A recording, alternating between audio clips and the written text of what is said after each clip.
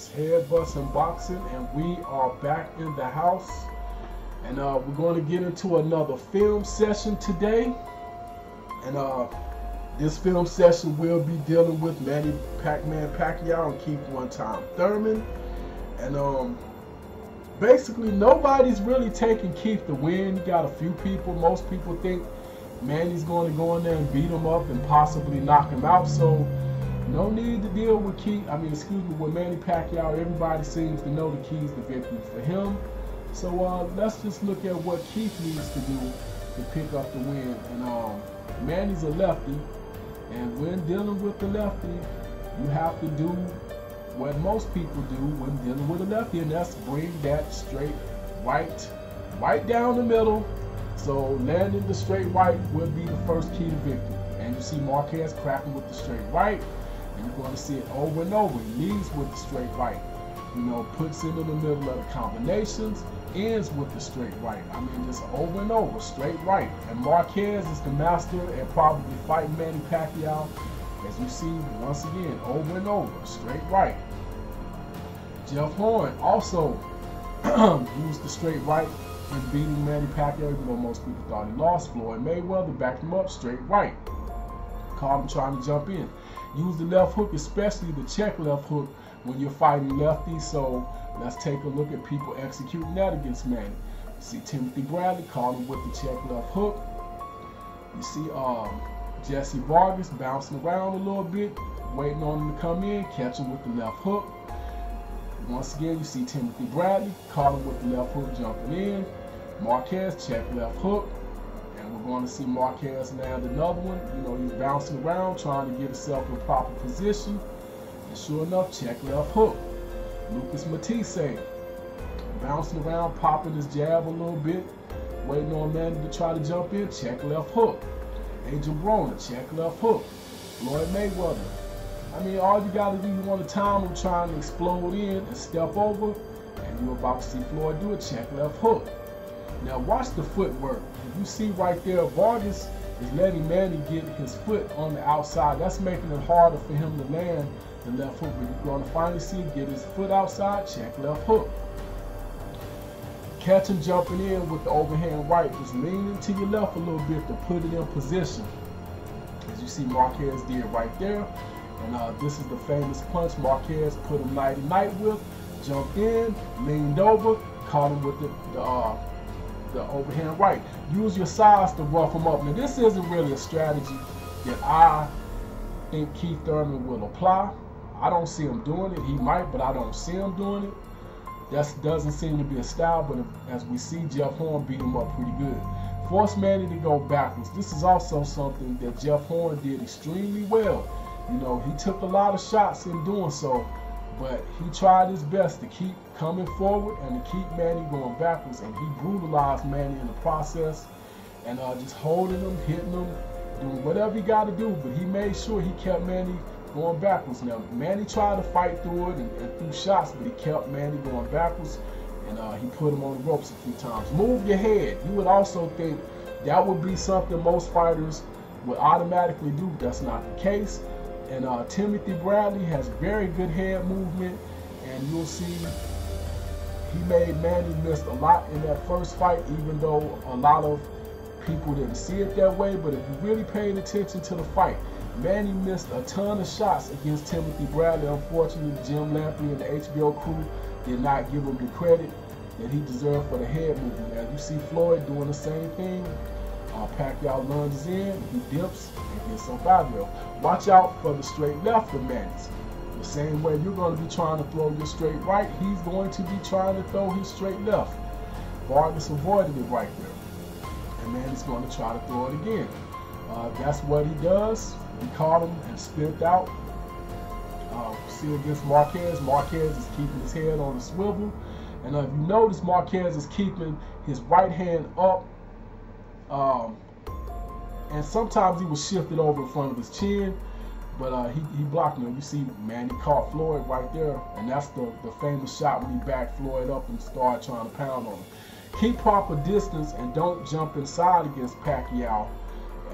You don't want to get inside of his range, because if you do, that's what you get. You get put down. You don't want to make it any easier for him by lunging in, because you're doing him a favor. That means he doesn't have to lunge in on you, and he can counter you coming in. And Manny is a pretty good counter puncher. Keep your right hand in the phone call position to block the left hook. We saw Marquez doing it earlier, and we'll see him doing it right there. Notice where his right hand is when he's not punching. He constantly keeps his right hand near his jaw and his ear. That would be the phone call position. And we see Timothy Bradley doing it right here. Boom, he blocks the left hook. We'll see it again. Boom, he blocked the left hook. Pacquiao will try to fire over top of the jab whenever you throw it. So you got to be careful throwing your jab. You'll see he's about to try it with Floyd. He didn't quite succeed with it.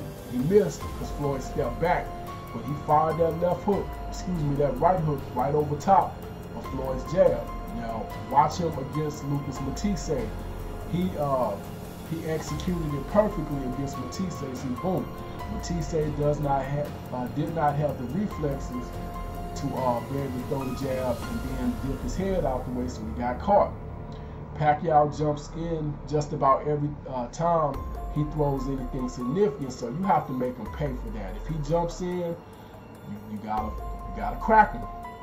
And as you see right here, a lot of the stuff that you're going to see him hit Matisse with is going to be him bouncing on the outside, then coming in and just firing off, as you see right there. Bounce back out to the outside, jump back in, and he'll do that from different angles, because he'll like bouncing from side to side a little bit sometimes to switch angles on you. But he'll drift out to the inside, and next thing you know, he's jumped back in and throwing punches. And he always throws punches in combinations. Now, he doesn't do that quite as much as he did in the past. Like, you'll see him bigger breaks in this action than you would have 5 or 10 years ago. So it's almost like watching, to me anyway, watching Manny fight in slow motion. But now this is how you defend that. You catch him coming in, especially with that straight right, and you time him or counter him coming in with the straight right. Broner did it over and over. Now, I'll be honest with you, Broner, even though he did get beat pretty badly, he did a lot of good work against Manny. He just didn't do enough. You know, he didn't throw his hands enough. But caught him with the counter uppercut. Man, he hurt Manny right there. He scattered him pretty good with that counter right hand. And we see Floyd. Now, to be honest with you, I could have did a video strictly on Floyd, how he just constantly countered him with that right hand coming in, mainly the straight right. But you can time him with a right hook too, but it's better to do it with the straight right. And he also fired the jab just to give him something to think about. And when Manny decided to try to slip the jab, he caught him with the straight right. Over and over. Boom, straight right. Let's see it again. Boom, straight right. Stay off the ropes, as we saw Floyd back touching the ropes. Stay off the ropes. You make his job easy. When you put yourself on the ropes, that means you can't move, you can't avoid the shots. All you can do is curl up, ball up, or try to grab. And Broner, he slid off of the ropes that time, but as you see right here, Manny caught him. Now here's the funny thing, when we see this from another angle, Broner had his foot on the outside. He could have just as easily stepped over and got out of that. But instead, he gave up position by not moving, and that's what he got. If you don't get off of the ropes or back up in the corner, that's what you will get. And you see him and Floyd posturing. You see how Floyd slid off to the left? I guarantee you Floyd's foot was on the outside of Manny's when he did that. That's the only way it's possible. Now, before we get out of here, the last thing I do want to talk about, which is very important also in fighting a lefty, and Manny's probably one of the best lefties out there you're going to fight, is foot positioning. And I kind of spoke on this earlier with Jesse Vargas, and I'm going to talk about it again. Right here you see Vargas with, if you look down at their feet, you will notice Vargas' foot is on the inside of Manny's foot. Now, look at Manny's hand. He has his hand cocked. Now, I guess to a certain degree, maybe Vargas is ready to fire off too. But just look at the angle. Like, if you just look at where Manny's fist is compared to where Vargas' face is, the angle is straight. Why is that angle straight? Because of the feet positioning. Vargas' foot is on the inside, Manny's foot is on the outside. Therefore, Manny's left hand side is in perfect position for him to fire off the straight left. Now, if Vargas had his foot on the outside of Manny's foot, he would be in position to land the straight right.